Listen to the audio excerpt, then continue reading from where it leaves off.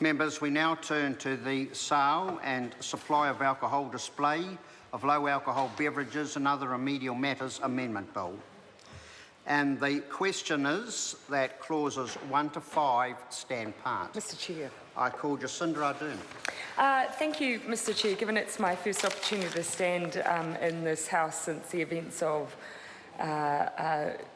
late Sunday evening, early Monday morning, I just want to join with the House in adding my concern and thoughts with all those who are still dealing with the ramifications of our recent earthquakes.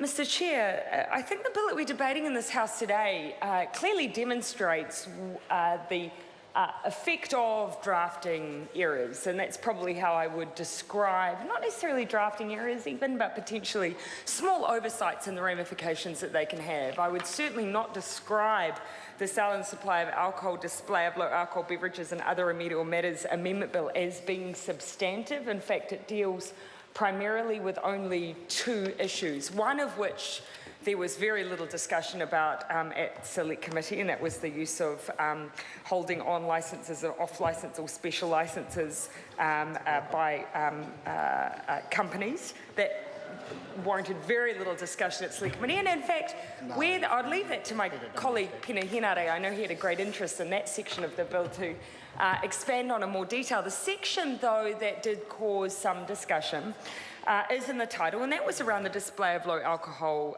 beverages, Mr Speaker. So, as all of our alcohol legislation defines very clearly what alcohol is considered to be. Of course, as a layperson, you would just consider beer, mead, wine, spirits, all to be under the classification of alcohol. But there are some very specific definitions that for parliamentary purposes we need to build into what alcohol is and isn't, and for good reasons. If you're going to have a requirement that someone, for instance, under 18 can't purchase alcohol, you need to define what alcohol is.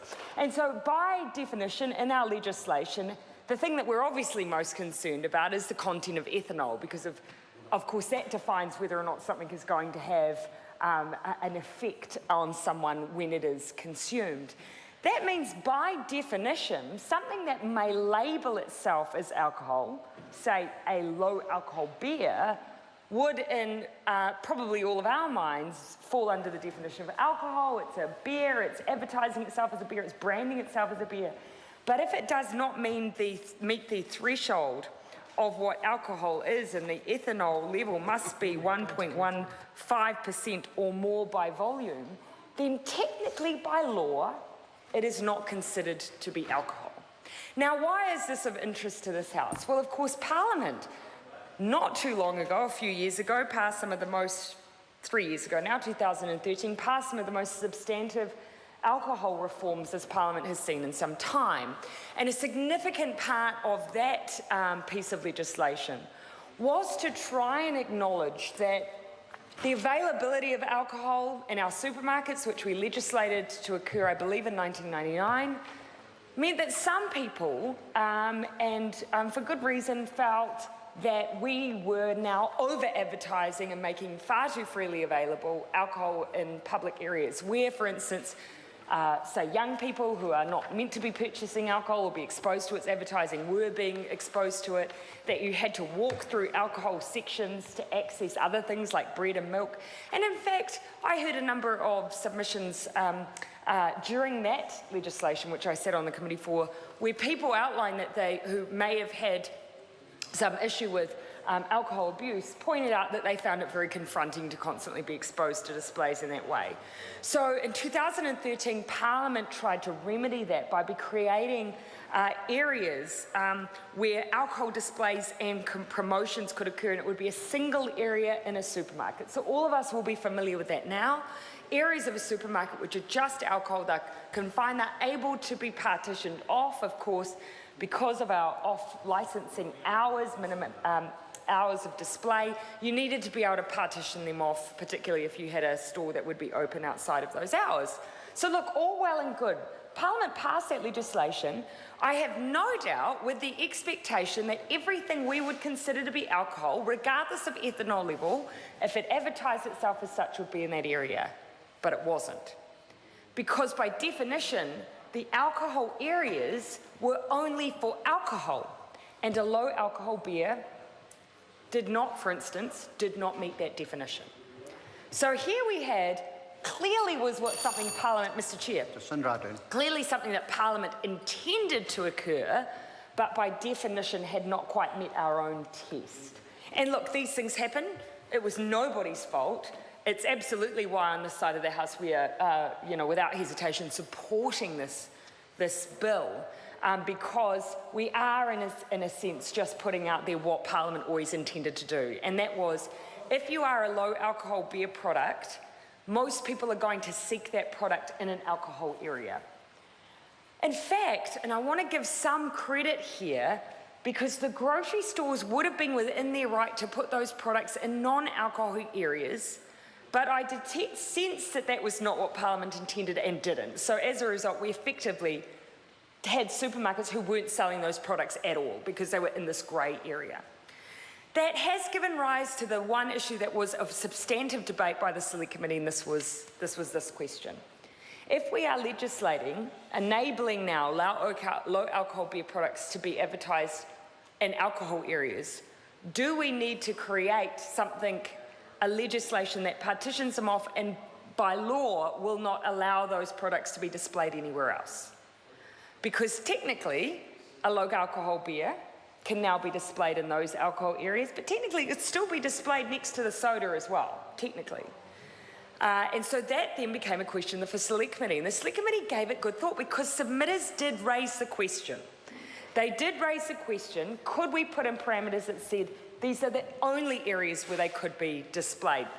Obviously, that is our intent. The question, the test for this House becomes, can you easily draft that intent? Could you, for instance, find a way to make sure that a branded beer product wasn't displayed in a non-alcohol area if it didn't meet the ethanol test? What if, for instance, it was ginger beer? Doesn't meet the ethanol test but brands itself as a beer? Would you then have to explicitly say ginger beer was not included? What if the ethanol test was met by a ginger beer?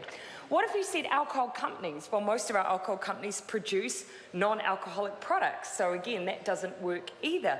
We ran through a range of scenarios and it became obvious to us that we were going to have further unintended consequences. And we did not want to end up back here in a slow process to try and rectify that. I want it put on record, though, that Parliament's intention, the Select Committee's intention, and I'm sure I would add the Minister's intention, is that products that for all intents and purposes are trying to mimic the look, feel and brand of alcohol, but simply have low alcohol levels in them, should never be displayed in the general areas of a supermarket and should only be displayed in alcohol areas. That is what we've intended here. And in fact, the strong encouragement we gave to officials was, and very proactively, they've already indicated there would be guidance drafted to that effect. So let us leave no question that even though that we haven't drafted in the reverse, we've simply been permissive around low alcohol products going into the alcohol areas. We don't intend for that to happen in the reverse. So, Mr. Speaker, that was probably the most substantive debate that was had amongst many other discussions, because the Select Committee, of course, was drawn to a certain extent back into a debate around the alcohol culture of New Zealand. What benefit have low alcohol products had? Has it reduced alcohol consumption in New Zealand? Has it simply become a substitute, or has it become just an add-on at the end? We were interested in these issues, as any Parliament should be, when it's clear that we have a binge culture in New Zealand. So it was good to have had that discussion. The discussion we should have been having, either alongside this bill or after it, should though have been the discussion that Simon Powers flagged that this Parliament would eventually have, Mr. Chair. And he indicated that eventually he wanted there to be a discussion on issues around pricing, but claimed at the time in 2013 when this bill went through that we did not have the data from supermarkets to fully understand the way that they were using alcohol to draw people into their supermarkets. And he said, Once we had the data, we would have that discussion. 3 years have passed. It's time for that discussion. Price matters.